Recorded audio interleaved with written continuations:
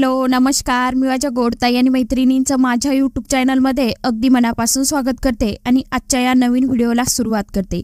मनापासून अगदी हृदयातून सर्व माझ्या यूट्यूब परिवाराला श्री स्वामी समर्थ।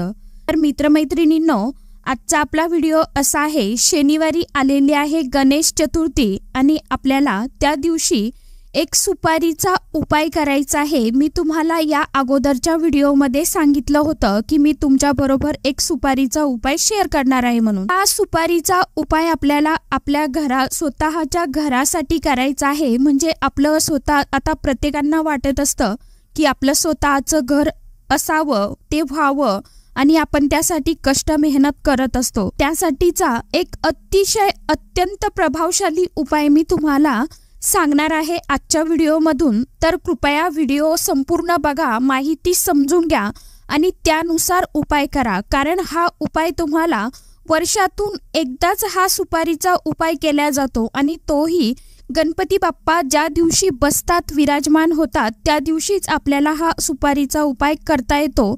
उपाय अतिशय खूप प्रभावशाली आहे आणि आवर्जून तो प्रत्येकाने करा। आणि काहींना एक सांगेन व्हिडिओ चालू करण्याच्या अगोदर की प्रत्येकाला याचा रिझल्ट मिळेल। काहीला एका महिन्यात मिळेल, काहींना 2 महिन्यात मिळेल। आपल्याला तो श्रद्धेने आणि मनापासून उपाय करायचा आहे। तर बघा, 7 सप्टेंबर वार शनिवारला आलेली आहे आपल्या लाडक्या विघ्नहर्ता बाप्पांची गणेश चतुर्थी। तर या दिवसाची आपण अगदी आतुरतेने वाट बघत आहोत। बाप्पा हे विघ्नहर्ता असून विद्येचे दैवत आहे आणि आपल्या मनातील प्रत्येक इच्छा बाप्पा नेहमीच पूर्ण करतात। तसेच बाप्पांचं स्वागत हे अगदी थाटामाटात आपण सर्वांनी टाळ गजर वाजवत आपण करायचं आहे आणि त्यांची सेवा मनोभावे करायची आहे। तर 7 सप्टेंबरला आपल्याला गणपती बाप्पांच्या या गणेश चतुर्थीच्या दिवशी अतिशय प्रभावशाली उपाय करायचा आहे आणि काही खास सेवा देखील आपल्याला करायची आहे।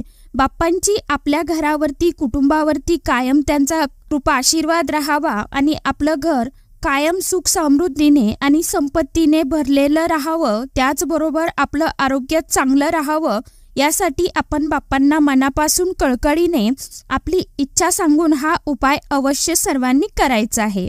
उपाय अत्यंत प्रभावी आहे आणि सर्वांनी आवर्जून करा। गणेश चतुर्थीच्या दिवशी आपण सर्वांनी हा एक सुपारीचा उपाय करायचा आहे। तर आपण सर्वांनाच माहित आहे की सुपारी जी असते तर ती आपण प्रत्येक जण आपली पूजा असली, आता कोणतीही पूजा जर असली तर आपण बाप्पांचं प्रतीक म्हणून, बाप्पांचं स्वरूप म्हणून पूजेमध्ये वापरतो। तर ते गणपती बाप्पाचं एक स्वरूप मानलं जातं। म्हणून सुपारीचा उपाय आपण हा कशासाठी करावा आणि केव्हा करावा याविषयीची संपूर्ण माहिती जाणून घेण्यासाठी व्हिडिओ कुठेही स्किप न करता शेवटपर्यंत नक्की बघा।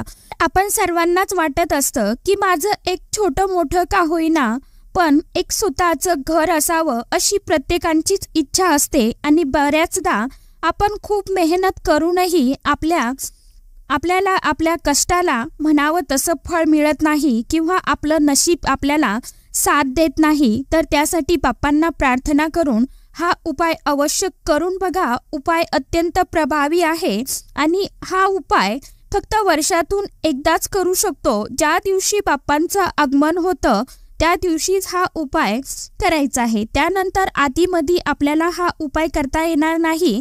तुम्हाला या उपायांचा 1 वर्षाच्या आतच अनुभव येईल असा हा अतिशय प्रभावी उपाय आहे। तुमचं स्वतःचं घर हे पुढच्या गणेश चतुर्थीपर्यंत झालेलं असेल। उपाय फक्त पूर्ण श्रद्धेने आणि मनापासून भक्तीने करावा। याचा रिझल्ट हा तुम्हाला अगदी काहीच दिवसामध्ये 100% दिसायला सुरुवात होईल, बघायला मिळेल।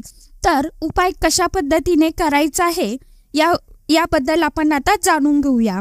तर आपण आता गणपती बाप्पांना, ज्या दिवशी आपण गणपती बाप्पांना बसवणार आहोत त्या दिवशी आपल्याला काय करायचं आहे, जिथे आपण बाप्पांची स्थापना करणार आहोत तर त्या टेबलवरती किंवा जिथे तुम्ही बसवणार आहात तिथे आपल्याला स्वच्छ पुसून घ्यायचं आहे। त्यावरती आपल्याला लाल रंगाचा कपडा अंथरून घ्यायचा आहे। कपडा आपल्याला कोराच अंथरायचा आहे आणि आपल्याला अगदी थोडेसे तांदूळ घ्यायचे आहे आणि तांदूळ आपल्याला स्वच्छ अखंड तांदूळ घ्यायचे आहे। आपल्याला अगदी पोहे खायच्या चमच्यांनी 2 चमचे तांदूळ आपल्याला लागणार आहे। तर आपल्याला बाप्पाला आपण जेव्हा घरी आणणार आहोत त्या अगोदर ही तयारी करून ठेवायची आहे। बाप्पांचा कलश मांडून घ्यायचा आहे।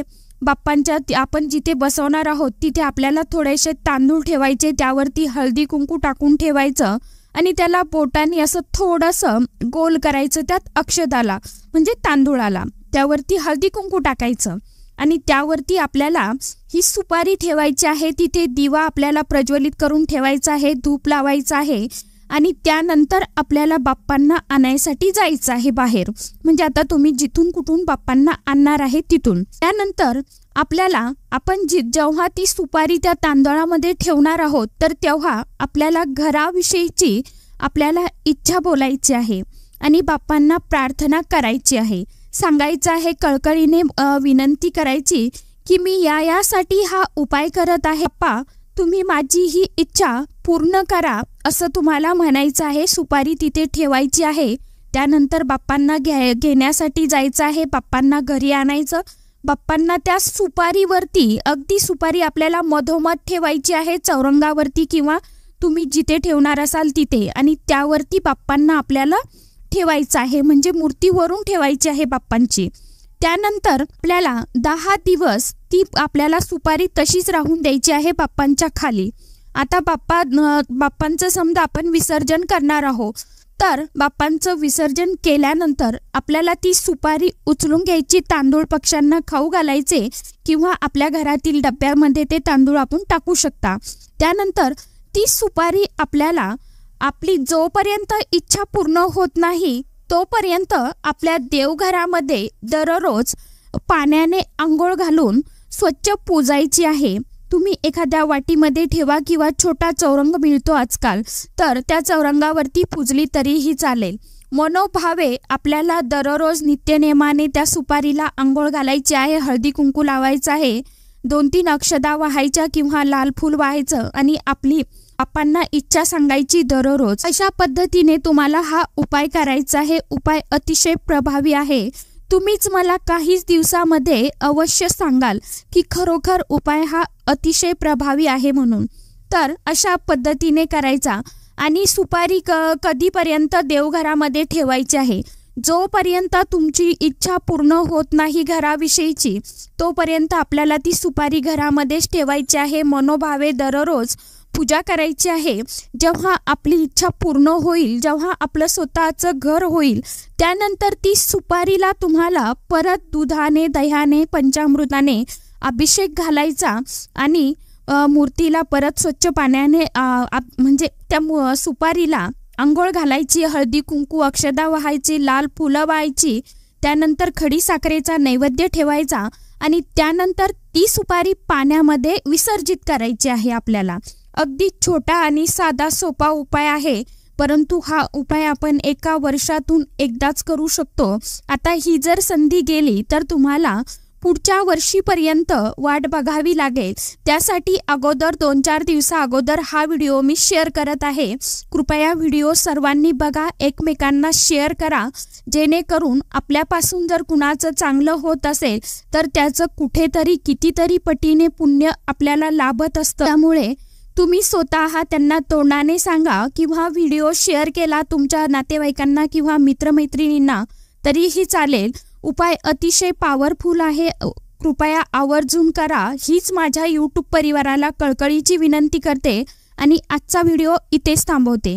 तर आजच्या व्हिडिओमध्ये इतकीच माहिती होती, कशी वाटली नक्की सांगा। व्हिडिओ आवडला तर लाईक, शेअर, सबस्क्राईब जरूर करा। परत भेटूया नवीन माहितीसोबत, नवीन व्हिडिओसोबत। तोपर्यंत सर्व माझ्या यूट्यूब परिवाराला श्री स्वामी समर्थ।